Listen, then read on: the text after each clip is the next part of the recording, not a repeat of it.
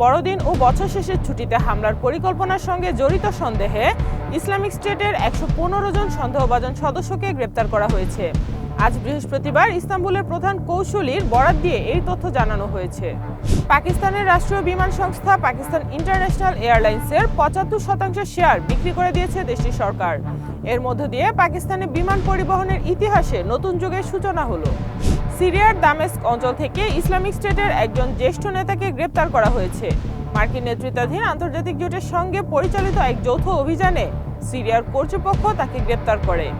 বড়দিন উপলক্ষে নিজ দেশের মানুষদের উদ্দেশ্যে দেয়া বার্তায় রাশিয়ার প্রেসিডেন্ট ভ্লাদিমির পুতিনের মৃত্যু কামনা করেছেন ইউক্রেনের প্রেসিডেন্ট ভলোদিমির জেলেনস্কি।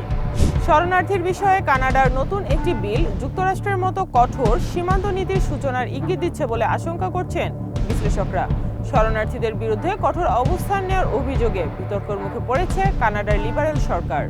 চাঁদ নিয়ে বিশ্বের বড় বড় দেশের মধ্যে প্রতিযোগিতা বাড়ার মধ্যেই রাশিয়া পৃথিবীর একমাত্র উপগ্রহে আগামী ১ দশকের মধ্যে একটি পারমাণবিক বিদ্যুৎ কেন্দ্র স্থাপনের পরিকল্পনা করেছে।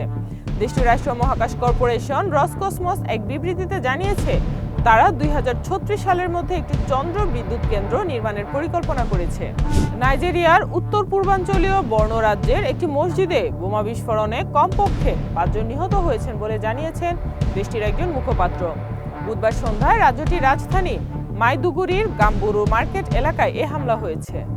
ইউরোপে পৌঁছানোর উদ্দেশ্যে যাত্রারত অভিবাসীদের বহনকারী একটি নৌকা সেনেগালের উপকূলে ডুবে অন্তত ১২ জনের মৃত্যু হয়েছে।